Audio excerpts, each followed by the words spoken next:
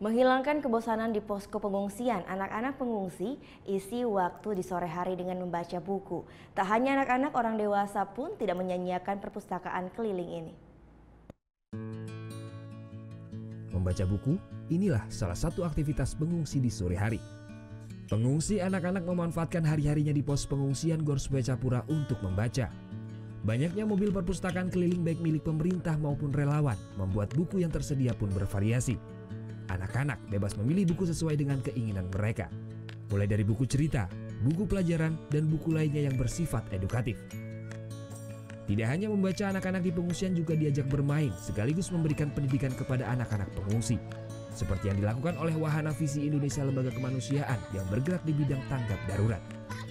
Nah, untuk saat ini yang kami lakukan adalah memobilisasi 2 unit perpustakaan keliling kami.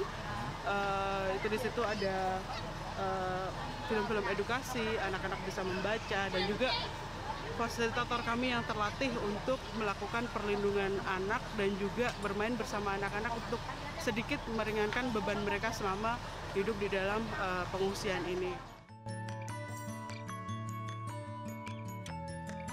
Anak-anak pun senang dengan adanya fasilitas perpustakaan keliling di tempat pengungsian mereka.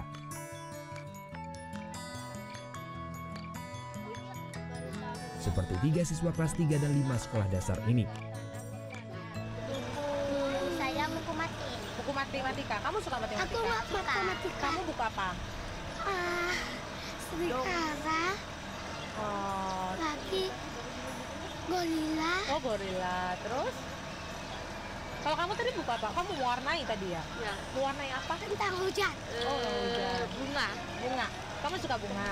Enggak. Warna bunganya tadi apa aja?